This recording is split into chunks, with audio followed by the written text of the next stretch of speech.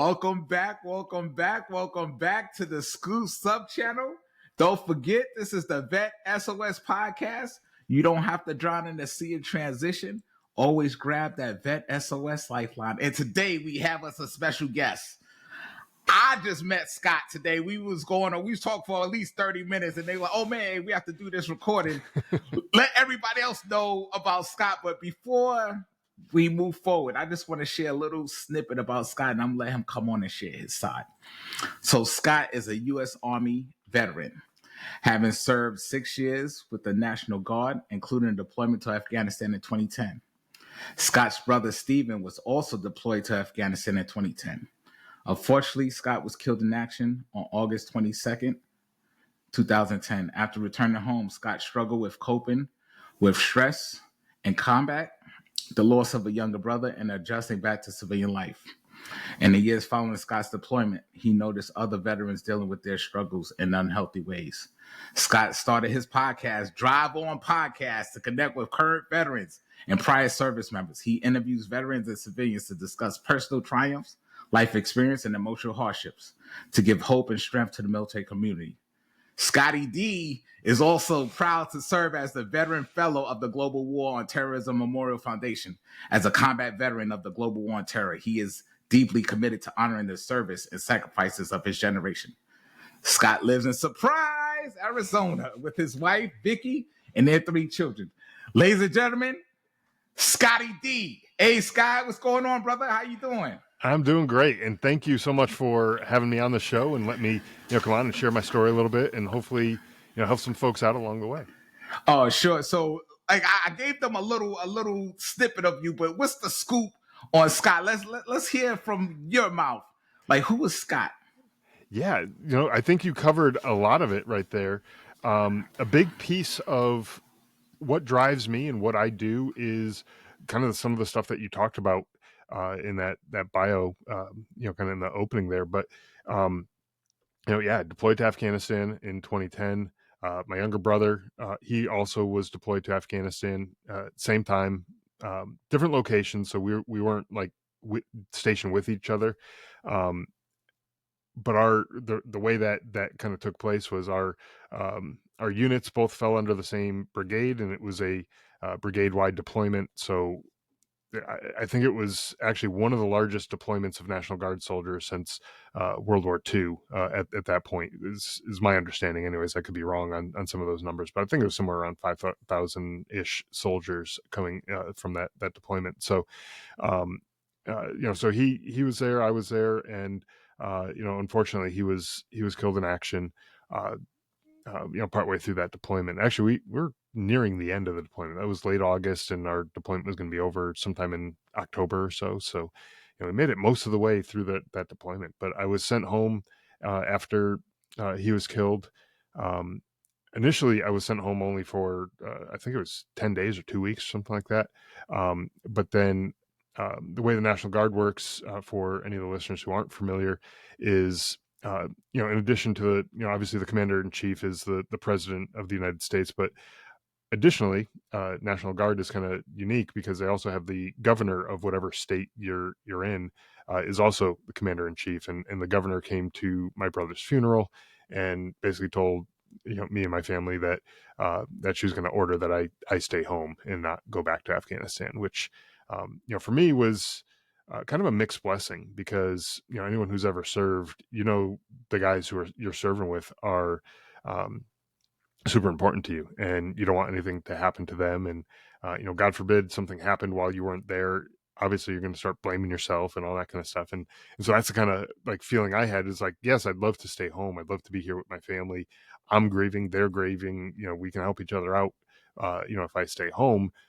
But I also got all my guys who are still over there in Afghanistan. And so I was torn. I was between two places, and I ended up staying home, but, it was really rough, especially like about a month after getting home. The base that I was on, we were in Torkham, which is right on the Pakistani border. It ended up in the news. It was on like CNN and Fox News and stuff. There's some incidents that were going on at the border. And I was like, I felt like such a piece of crap that I was home in a safe place, and my guys are there, and they got all sorts of chaos going on around them. And I was like, man, I wish I was there, but at the same time, I'm glad I was home. So really torn, mixed emotions with all that. But, for me, it was just a big struggle, being home.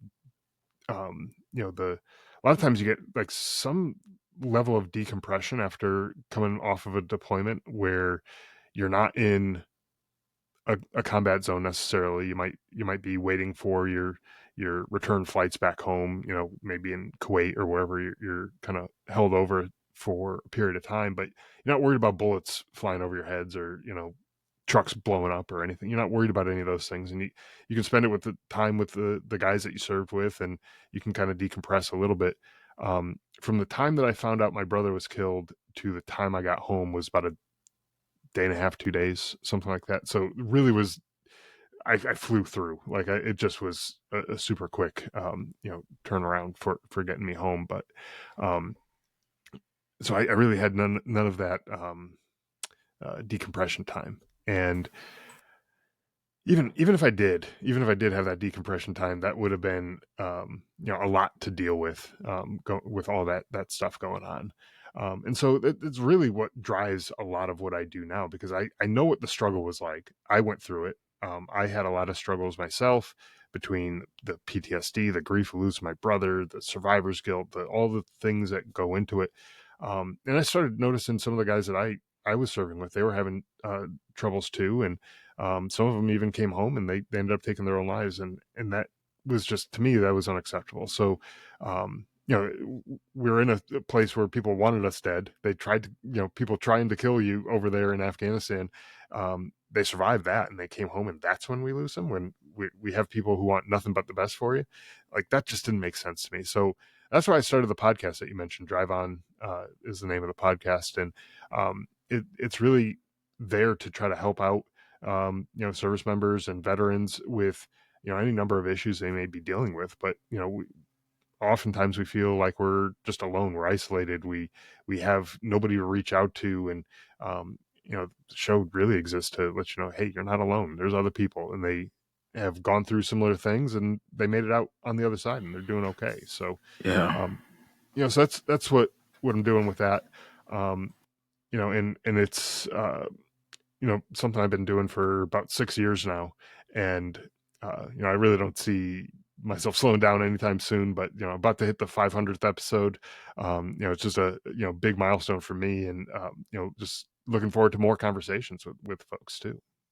Man, I appreciate that, because we just having a conversation before we came on here, and a lot of stuff that we walked the similar path, like adjacent paths, because when you was down in Afghanistan, I was down there at the same time, and we shared our war stories for the most part. And then I was like, wow, when I was reading your book, and we definitely going to touch on. So if you haven't seen Scott's book right here, it's called The Surviving Son, and we're going to touch on a little bit of his book, because it's a powerful read. And I was sharing with Scott, like, when I was going through reading some of the journey, I call it journey portions, right? Because you're sharing a little bit with us of what you experience, and what others have put into you.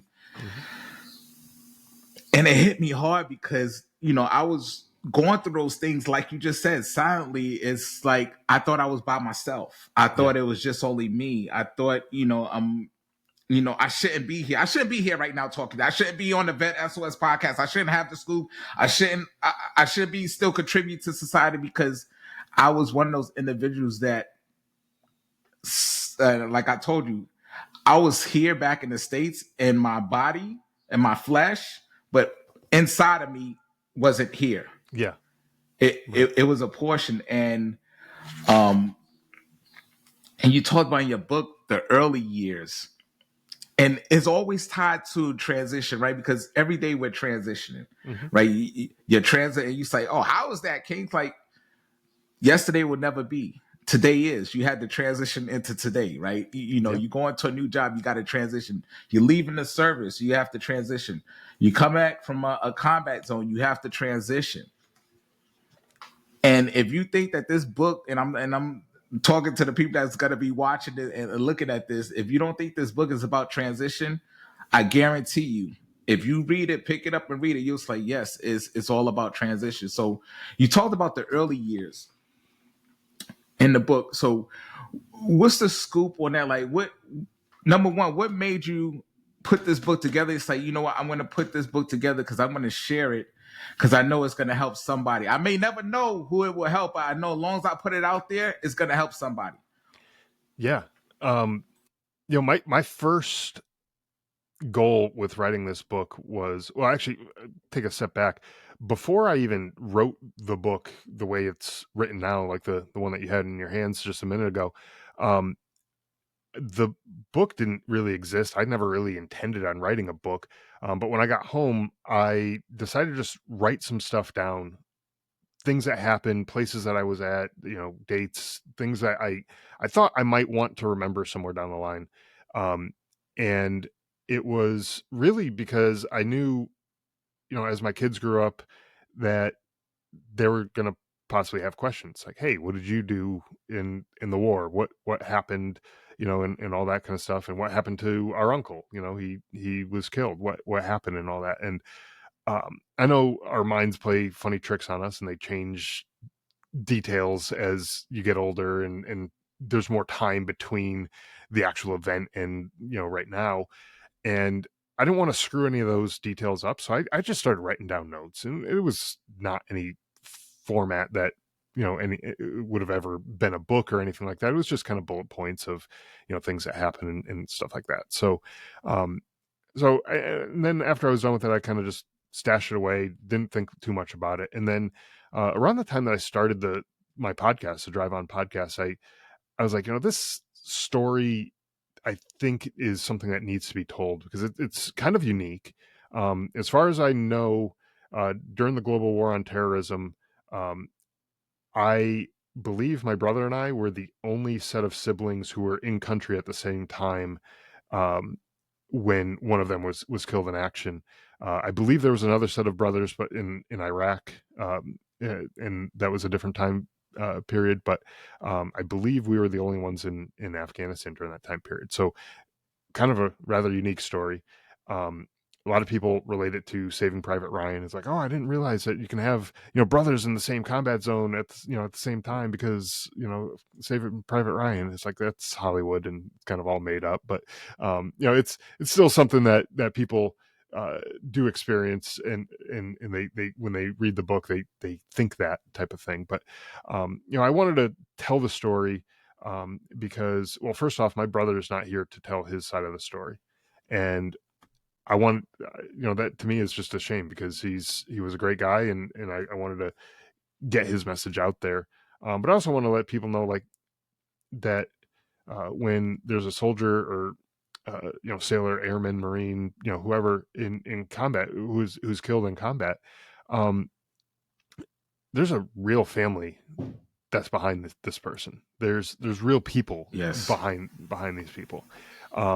You hear about it in the news sometimes, like, a soldier was killed, maybe in a training accident or, in combat or whatever. And a lot of times it's just a faceless name that most people kind of forget about. Yeah, it sucks. It's sad. It's like, oh man, that sucks for that family. And I was the same way, prior to my brother being killed, because in my mind, that was just stuff that happened to other people. And, that's not going to happen to me. That's not going to happen to my family. And so, I wanted to humanize it a little bit. That's why, you mentioned the early years. That's why I wanted to talk about, what our life was growing up as kids, let who we were, as far as where our mindset was, where what type of family environment we grew up in, and where we came from, because we were real people. And I mean, I still am, but there's still, there's real names, there's real faces, there's real families behind these stories. And a lot of times in the 30-second news clip that you get on, the nightly news, you don't get that level of detail. You just get hey, a soldier was killed in Afghanistan, and that's about it. You don't get too much else. So I wanted to tell the story in that way. And that's kind of the drive behind the book. And I want to make sure that my kids had a, something that they could take with me. God forbid something happened to me and I wasn't able to tell the story. I wanted them to be able to have something that they can take and read and pass on to their kids. But also, I wanted to make sure that other people who are out there struggling, they may be struggling in different ways than I did, because obviously unique circumstances, but everyone's circumstances are unique, right? But the struggle that you go through, nobody struggles more than the other person. Like if you're struggling and I'm struggling, I'm not going to be like, well, are you struggling more than me? Like, if you're drowning in 10 feet of water and I'm drowning in 100 feet of water, it's not like we're drowning any worse than the other person. Like, we're still drowning. It still sucks. Right. So, the same kind of idea with whatever struggles you're going through is, I was going through a lot of struggles, in the time period that I'm writing about in this book. And I wanted to share that with the readers and let them know that there are options out there, that you don't have to go it alone. And you certainly don't have to throw in the towel and call it quits on yourself. And there's a lot of options out there. And so that's kind of the drive behind the book. Yeah, and you said so in the early years, and once again, right, we talk about the transition, right? So the early years Yeah. prior to coming into the National Guard and thing, like, so what was your nickname like back, in the early years? What did they call you, Scotty D or I got, it's mostly just Scott, but I got Scotty sometimes. I would get things like that, but it was mostly just Scott. And it was kind of funny. My brother, speaking of nicknames, my brother, his name is Steven. And when he was real little, like, my parents would call him Stevie. And he had like a little bit of a speech impediment when he was young, and like, not super bad, but to the point where he couldn't pronounce all the letters just the right way. And so they were calling him Stevie. And so in his mind, his name was Stevie, but he couldn't say Stevie, and he would call himself Fifi instead. So that name just stuck with him, like, all the way. I mean, he was an adult. We'd still like joke around and call him Fifi. Um, and he knew who we were talking about too, because he knew that's how he spoke back then. But it's just a funny thing that kind of stuck with him. But yeah, I mean, for me, it was primarily just Scott, but yeah. but you're right, there is transitions, all throughout life. It doesn't matter, military or not. You go from you know before you even start school, and then now you go, remember, back to your first day of school, like how nervous you might have been, like, I don't know any of the kids here, that, is this going to be hard? Can I handle this? And then you okay, the kids aren't so bad here. The kids are actually kind of cool, and I can make some friends here. And then, the school's not all that bad either. And then you move on, and eventually you graduate high school, and that's another transition. Every year in between, there's transitions. And you get your first job, you go from someone who never worked before to now I'm someone who has to work. Now I've got to figure out how do I do a good job and not get fired, and make sure my boss is happy, and I get my raise and promotions, and you start getting all those kind of things. And there's just a whole lot of transitions that happen every day. You were saying before, like, every day is a new transition. And as a matter, you could probably break it down to every hour, every minute is a new transition. And you know before we started talking, I didn't know you before we started talking here, right? And that was a transition too. I got to, like, you came on the screen, it was like, all right, what's this guy all about? And let's see, is this guy going to be cool? Is he going to be kind of a whatever, like, what's this guy going to be all about? And so so there's a transition right there. And so we're constantly transitioning.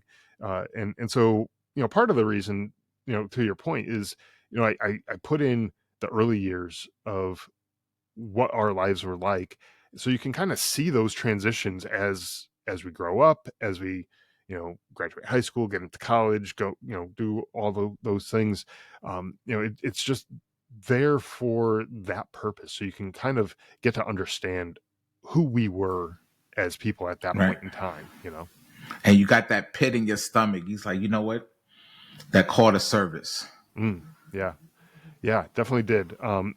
For me, it was 9/11 that did it for me. I was in college when 9/11 happened, um, but I was at the point where I was ready to just drop out of school and go join the military, because I knew there was going to be something popping off, and I wanted to be a part of it.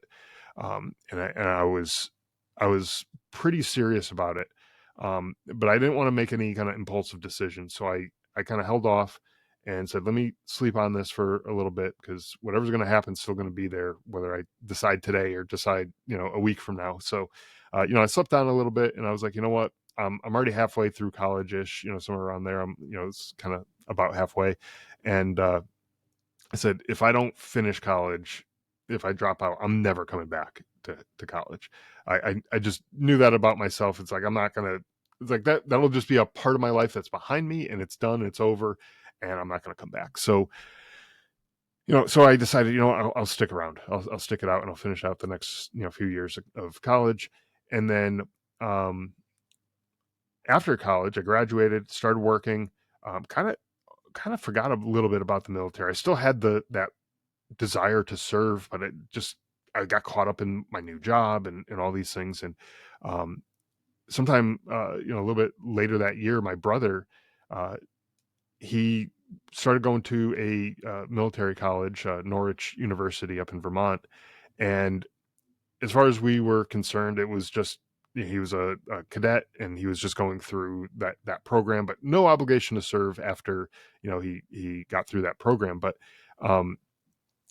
uh, he came to us and he was like, yeah, I'm joining the National Guard. I guess he met a guy up there who was in the Guard, and, brought him to a drill weekend. And he Yeah, was, I'm trying like, hey man, you can have all the good things, and you could be home on the weekends, like no yep, problem, easy easy. stuff right here. Yeah, Yeah, exactly. So he sold it to him good.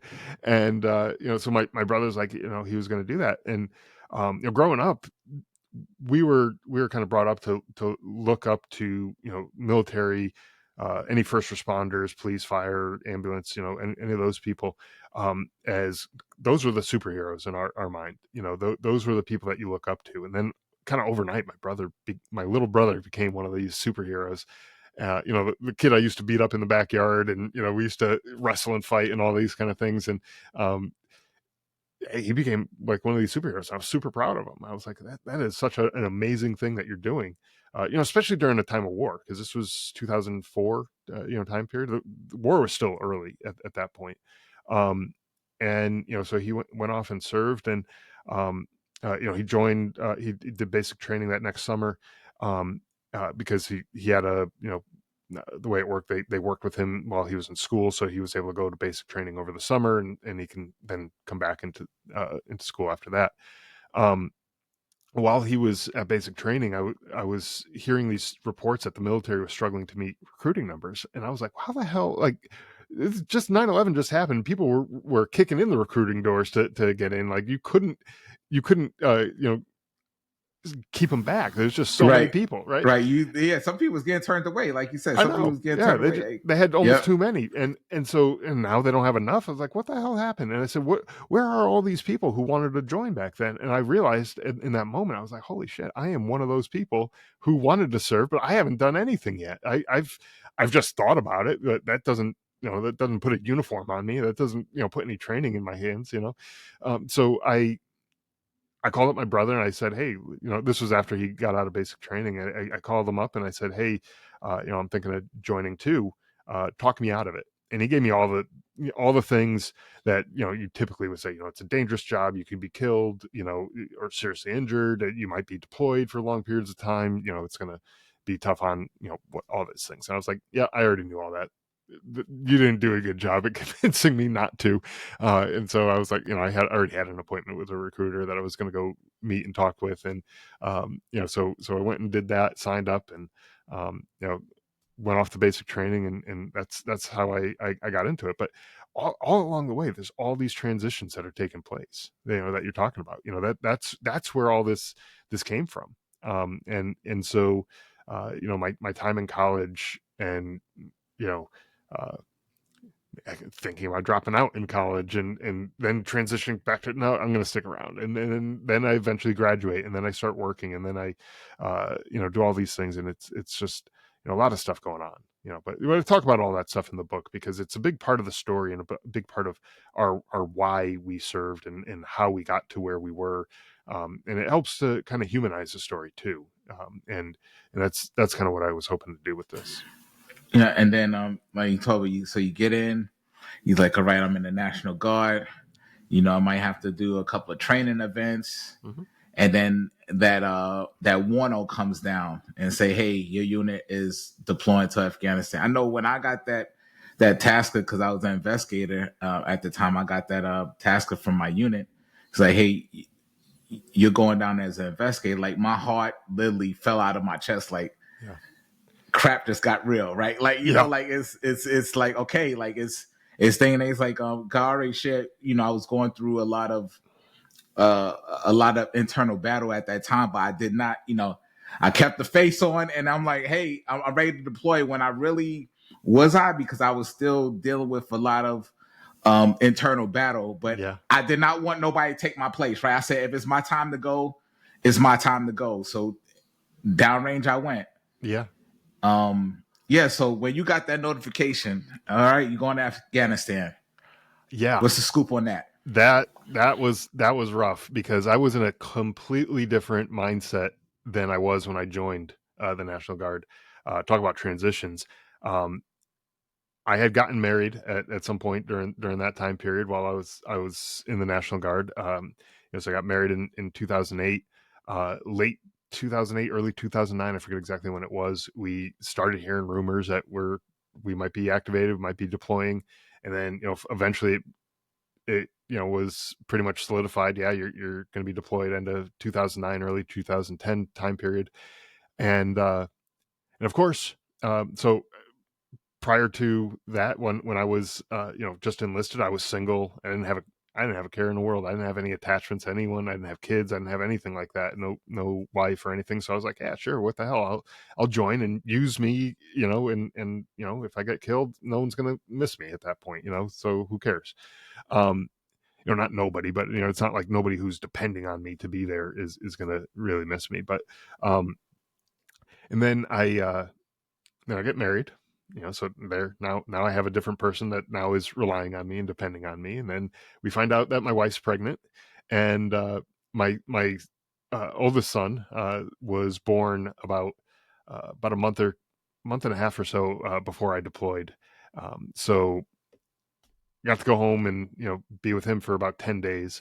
um, didn't really get to know how to be a father or anything like that, but there's another transition. Talk about all that, but that's the mindset that I was in. It was like, holy shit, now I have two humans that I now have to be worried about Careful, right, taking care for. And that's my job. It's my responsibility. I right. have to provide protection and money and a house and food and clothes and all the things that go into being a good dad and good husband, and all those things were on my mind.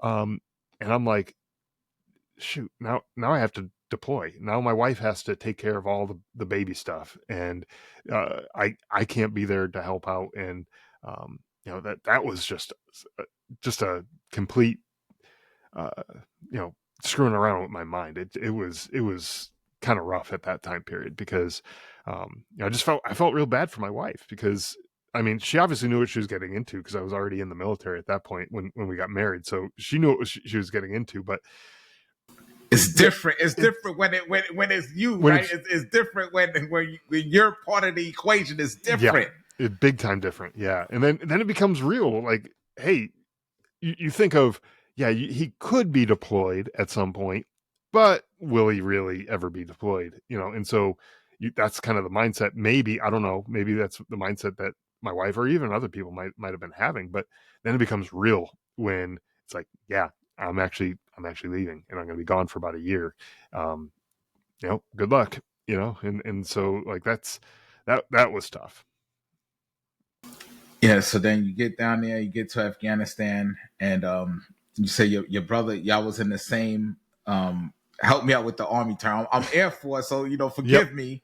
Yeah. So y'all get down there as a battalion. You say y'all was a battalion. It was the brigade. A brigade, So, yeah. So which is the bigger than the brigade. battalion. Yeah. Okay, so brigade for Air Force probably I think is the MAGCOM, I guess. Like it's Okay. like, so we have the wing, which is, and then we have small, and then outside of the wing is the numbered Air Force. So for us it'll be the numbered Air Force. So you have like the 11th Air Force, and then you have different wings underneath that Air Okay. Force.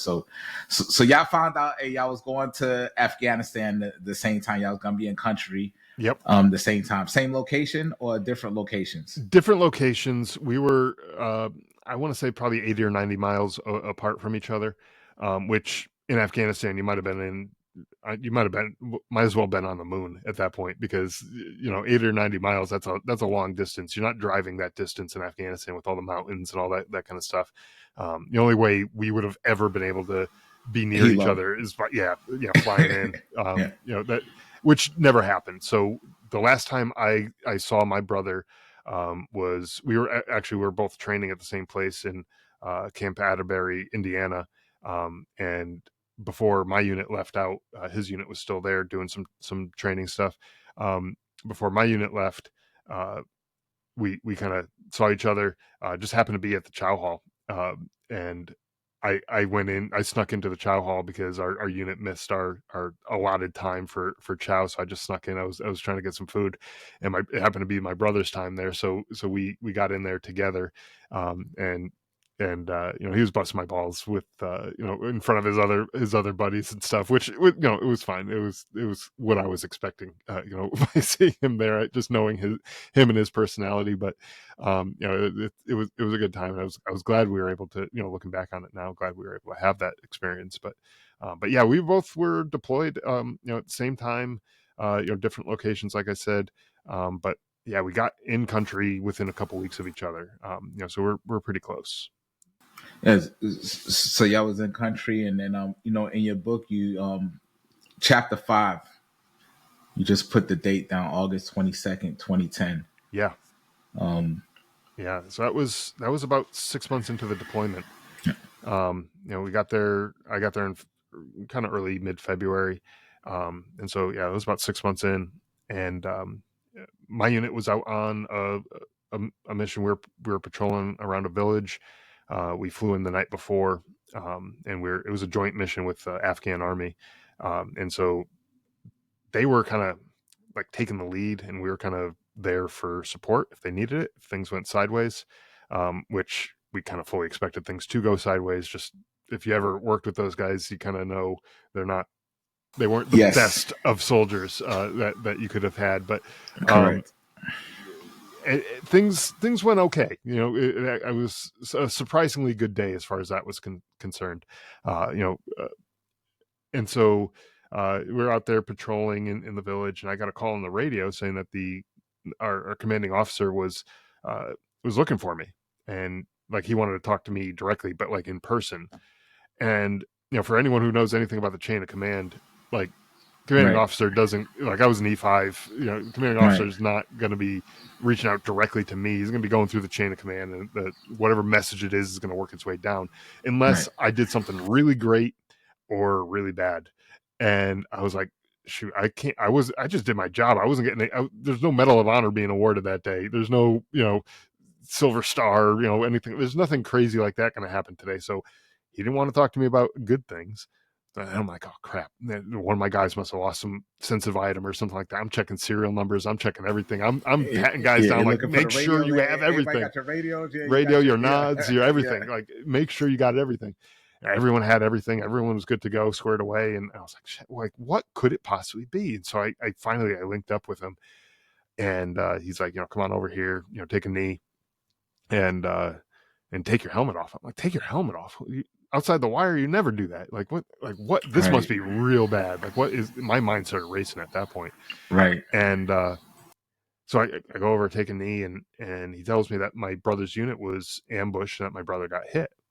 And like prior to this point, I had never considered the fact that my brother could be killed in action. Like, that was just not a possibility, because like I said earlier, that's stuff that happens to other people. That doesn't happen to you. Right. And so I still was in that mindset, like nothing bad is going to happen to him. Can't possibly happen, because that happens to other people. It doesn't happen to us. And I know that's ignorant and naive thinking, and I completely understand all that, but that is just the way my mindset was at that point in time. And um, like, so I was trying to ask the commanding officer. I was like, "What, how do I, get to him? Can you guys fly me out to wherever he is? Does he need, moral support? Do you need me to be there for him, or does he need blood, or something like that? Like, can I be there for him in any way?" And the CO looked at me. He's like, "I don't think you understand. Like, he's been killed." And like my whole life was just shattered at that point. It was like a punch to the gut. You get punched in the gut and you kind of lose your breath, and it's like Right. you're just struggling at that point. And I had this moment where a lot of people describe a near death experience where their prior life flashes before their eyes, like everything that happened, their life flashes before their eyes. And I kind of had an opposite experience where my life flashed forward, and I started seeing all the holidays and all the birthdays and all the all the celebrations that our family was going to have, and having like that empty seat at the table, not having him there, not being able to see him get married, not being able to see him have kids, not being able to see him, do any of the things that you're supposed to do as you're getting older. Um, and that kind of thing just shattered me. I was like, I couldn't. It was so hard for me to even imagine that was a real thing that I was thinking of, that it almost seemed surreal. Um, and then, so I'm sitting there, I'm grieving. I had, a couple of my buddies came over, and they're sitting with me, helping me, making sure I didn't do anything stupid on my end. When you're grieving and you have an M4 with 200 rounds of ammunition on you, like, Right. things can go sideways real quick. So Right. had guys come over to kind of just sit with me and make sure I'm okay. But probably about 15 minutes after finding out my brother was killed, our unit started taking fire from the village that we had just come out of. Part of our job, part of the Afghan army's job, was to go into these houses and search for weapons and things like that. Well, they did a crappy job at that. They didn't find any of these. They didn't find the RPGs. They didn't find the AK-47s or any of the other weapons that were firing at us. And I lost it. I turned it. My grief turned to straight rage at that point. Right. And I wanted everyone dead. I wanted to kill everyone at that point. Fortunately, my uh, I was able to control myself and not let myself get totally out of control. But for a minute there, I was ready to just go Rambo style and just go kill everybody. I didn't care who they were, whether they had a weapon or not. They were part of the problem as far as I was concerned. And that it was just such a tough time, for me to be able to handle the grief and handle the fact that someone's trying to kill us. It's like, how do I wrap my head around all that? I know for me, I had to put stuff in compartments, right? I had to put stuff in compartments to kind of detach myself from this. Now I got to handle that. Detach myself from that. Got to handle that. Like you talk about, like you had a new family, you had a new wife, had a young infant. Your brothers, you heard the news of your brother. Now you catching fire from downrange, and oh, by the way, you're a sergeant, right? So you have young soldiers underneath you that you have to go lead as the squad leader or fire team leader, wherever you were. Now you have to put that hat on and take care of business. So like jumping between those transitions right there, like how did you, like what's the scoop on that? Because I know like is what they call with the fog of war. I just know that you can't, I know I couldn't put it into thing, but I just know stuff had to be done, right? It's like, okay, it's me and that's it. Like let's go get it done and we'll figure out other stuff later. Yeah, there's no timeout corner that the Taliban is going to, be honoring or anything. Be like, oh, he's sad right now, so we're not gonna shoot at him. There's nothing like that. And compartmentalizing is exactly what took place. That's you nailed it right there. And I had to take all that grief that I was dealing, all the sadness, all the pain and everything that I was dealing with. I had to go and like shove that down someplace, and focus on what was going on in the moment. I was a squad leader.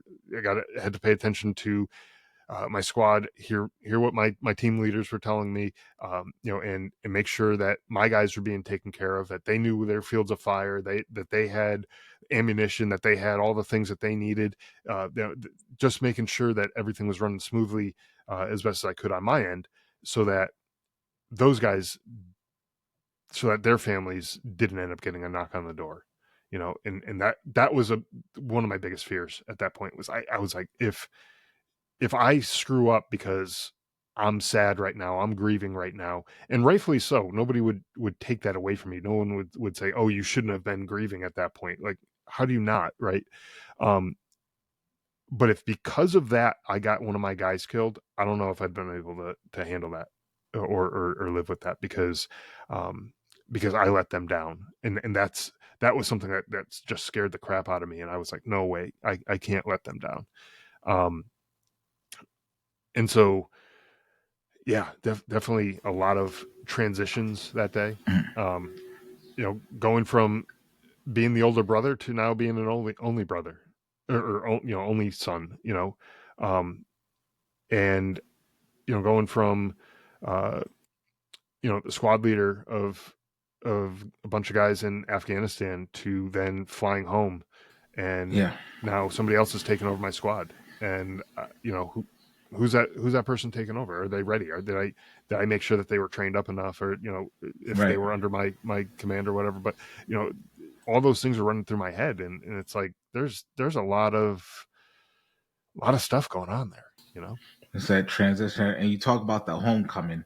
Yeah. In chapter 60 of book, and like you said, it's okay, this is my squad, these are my soldiers, this is my mission. Mm-hmm.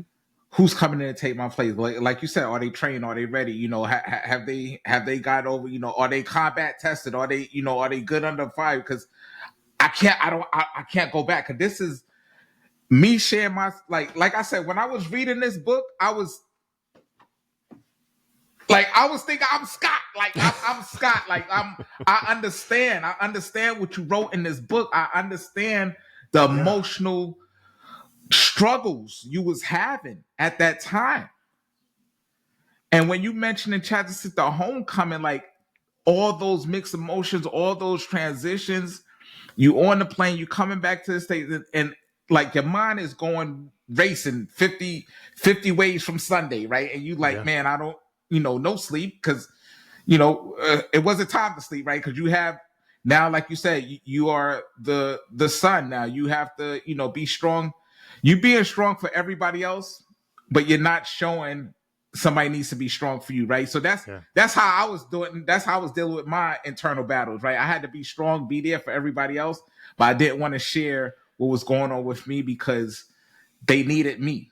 Yep, it's exactly right. On my way back home, I met with an Army psychologist who got me some sleeping medication, because she knew you're not going to be sleeping with all the stuff that you've been dealing with. You're going to need to sleep. So I slept on the plane on both plane rides, coming home, from Kuwait to Germany to Atlanta.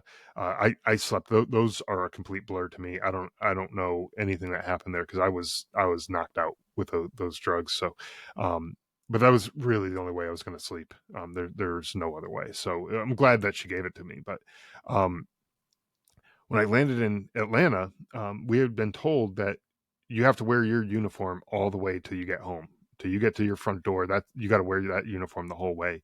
And anyone who's ever gone through, especially during the bigger combat years, gone through the Atlanta airport, you see all those supporters with the American flags and the signs and the banners and the welcome home and all these things.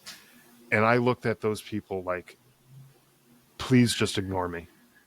I don't want the welcome homes, because I don't feel like I deserve it. I feel like I felt like a failure, honestly, because just like with my wife and my son, like I felt like I was the provider, the protector, the things like that. I mean, that's kind of the way I looked at being a big brother too, and I screwed it up. And, when he needed me the most out of his entire life, I wasn't there for him.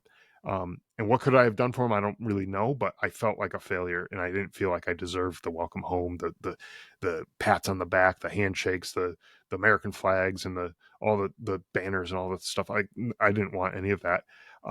So much so that I saw a clothing store in the airport, and I had considered just ditching my uniform, tossing it in the trash, and buying a set of civilian clothes and just blending in with the crowd. I ended up not doing that. I don't know if it was just the discipline instilled in you in the Army, and I was like, I don't want to get jacked up for this or whatever, or the fact that I was carrying my camouflage assault pack that it's basically still giveaway, right? Right. And I wasn't gonna toss all that, but right. So like they'd still figure it out. So, but I wanted to just duck out. Like I kind of just like did one of these where I kind of like walked right past them. I didn't want to see it. I didn't want any handshakes. I didn't want anything like that. I got home, and yeah, you were saying before that you want to be strong for everybody else, and that's what I tried to do. I did all the things that I thought like my parents would end up having to do, that I was like, no parent should ever have to do this for their kid. No parent should ever have to settle their kid's estate through the probate court or any of that, figuring out, who gets, control over his, any assets that he had and all that kind of stuff. It's like, no parent should have to do that. And so I was like, I'll take that on. I'll do that. I didn't have a clue how to do it. I've never done anything like that before. I was like, screw it. I'll just do it so that they don't have to. And I jacked that up so much. Like I screwed up so many different ways. Fortunately, the people at the probate court knew the story of who I was and what I was trying to do and everything, and they basically just walked me through everything and told me, like, check these boxes, sign this thing, do this, that, and whatever. And they really helped me out. But biggest takeaway from that for me is hire a damn lawyer. If you ever got to do that, like, just hire a lawyer, because it is not worth it. Yeah. It is not worth the headache of going through all that stuff. And so, but I took on those things because I felt like nobody else should have to. I shouldn't have had to do it either, but I felt like, what, if someone has to do it, it might as well be me. And there are other things like that, but I just started taking things on, and I didn't have the capacity, mentally, to be able to handle all of these things. There were big chunks of time when after I got home that I have no recollection of whatsoever. I don't remember anything about these things. There's a show my wife and I went to go see, and years later it came up, and something came up, and we were talking about it, and I was like, I don't remember that at all. Like, I don't even remember going to the show or anything about it. My son's first birthday was just a few months after my brother was killed. I don't remember anything about that. I don't remember having a birthday party. I don't remember what it was all, anything that was going on there. I remember nothing about it. And there's huge chunks of things that, important events like your son's first birthday, that's kind of a big deal. I don't remember anything about those things. And because I think my mind was just overloaded. I had so many things I was trying to do at that same time. And I was trying to be so many different people to so many different things to different people. And I couldn't do it. Plus deal with my own grief and other stuff that I was dealing with. I couldn't do it all. But like you were saying, you go to the mental health screenings like I did. It was mandatory screenings after coming back from Afghanistan. I got good at that. Like, I got good at lying. Yeah. Oh my God. Because I always remember, I was like, well, I didn't want my weapon taken away from me, right? Yeah. Like, I did not want to get sidelined. I wanted to stay in the fight. I wanted to stay ready to go. So, like those, I wanted to be there for my troops. I wanted to do my part, and I didn't want to sit on the sidelines. So yeah, and for me, I don't know if it was so much that as it was. Maybe it's just, I don't know, being a guy that's like, no, I'll take care of it. Nobody else needs to worry about me. I'll handle this. I'll be able to deal with it. Yeah, I'm struggling now, but it'll get better. Don't worry about it, and I'll be fine. Yeah. And I didn't want to go to the counseling or the therapy or anything like that at that point, because think about like, TV shows that we grew up watching. Anytime anyone went to a psychologist or, therapist or anything like that, the mindset was like, man, that guy's crazy. Like there's something Yeah. wrong with that guy. Oh my Yeah. gosh, stay away from him. Yep. He might bite or something, like there's something wrong. Yep. And so I don't know. That's the mindset I had, was like, you only go to these things if you're nuts, if you're crazy. And I was like, I'm not crazy. I'm sad. I'm struggling a little bit here, but I'm not crazy. So I don't need to go to that, but that's not what that is at all, and I wish I knew that. I wish I knew that that's not now I know, like you said, now I know. And look, I make sure, because it's less stuff that you have to pack it, because once you pack it in and you can't pack it in no more, and then that top just explodes. And once it explodes, just think of it, you put something under pressure in a bottle, and once that bottle explodes, you have fragments everywhere and shrapnel everywhere, so it, and you can't put that bottle back together. You can't put it back. Yeah. You can't put it back. So you have put down in the last part of your book, you put the key point: looking forward. Yeah. Moving forward to where we are today. As you did your book. Like I said, we're gonna talk more about this book, or where y'all could get it. But you have this book, you have the podcast, you're doing amazing stuff with your company, and you also paying it forward to other veterans. What is one thing, the scoop that you want to share with people, like going through the transition, going through their next stage, and how can this book help them? I think the biggest thing that I found through all the conversations I've had with guests on my show, and I think I might have mentioned this earlier, I'm at near into 500 episodes here on my show. There are lots of conversations with people. One of the biggest things that helps people in their transition is finding something that gives them a sense of purpose, meaning, something that they can be proud of, something that they can be looking forward to. If you get out of the military, you get a job, and it's one of those 9-to-5 jobs that you're dreading. You don't want to wake up in the morning to go to this job. That's not going to be your sense of purpose. That's not going to do it for you. And it doesn't have to be a job necessarily. Your sense of purpose could be, I'm a father, I'm a husband, I'm providing for my family. That's my purpose.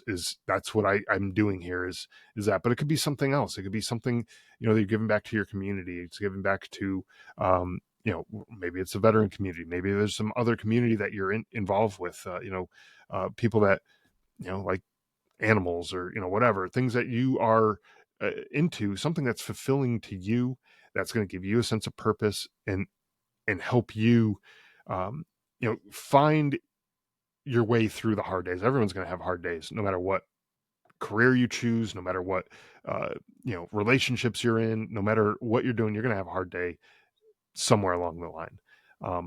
But what makes it so that you can keep going through those hard days, that you don't want to just throw in the towel and say, what, screw it, I don't care anymore.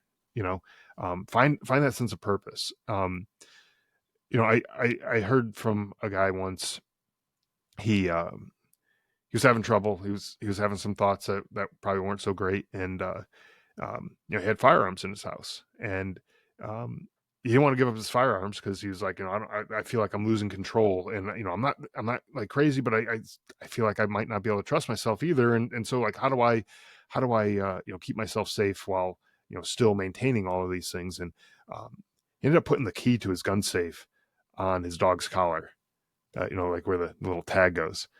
And his thought process was, if I'm going to go and get one of those guns, and I'm going to go do something, irreversible to myself, I'm going to go kill myself, I got to go through that dog first. I got to look that dog in the eye as I'm taking that collar off. And I gotta go through him in order to get the key off that chain. And so, for that guy, maybe he didn't have a great family life. Maybe he didn't have, a wife or but kids, he loved this but pet. He loved this dog. Yeah. That dog was everything to him. And, right. And so, hey, you know what? If it keeps you here till tomorrow, great. That's what you need, And then there's going to be transitions. There's going to be times, that dog's not going to live forever. There's going to be something else that you got to find, and you're going to find yourself continually evolving. And so my advice is, find that purpose, find that thing that you can latch onto. That's like, this is this is what I'm here for. This is what I'm doing. But also be open to the fact that that purpose might change somewhere down the line. Right now I'm a father and I'm a husband and I'm providing for my family, my kids and all that. But eventually they're going to grow up and they're not going to need me to provide for them. They're going to have Yeah, jobs of you their have to own, have find a new families. purpose, right? I'm going to find something else, but Yeah. I'm open to that possibility that at some Exactly. point that dad is not going to be, the provider, and they're going to be providing for their own families. And that's, hopefully when they do that, I can say, hey, job well done. We've got Yes. them out of the nest and they're Yes. flying on their own.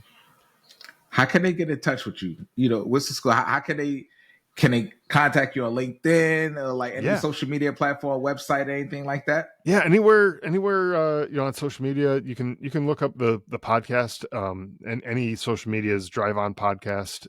You'll be able to find it there, and so that you can always reach out through messages on there. Podcast again is Drive On Podcast. The website's driveonpodcast.com. You can find that there, and all the links to where you can find it on Apple, Spotify, all those other things are there. You can sign up for the email newsletter too. You send you emails whenever there's a new episode coming out and all that. So check it out then, and in those places, and the book, it's available on Amazon.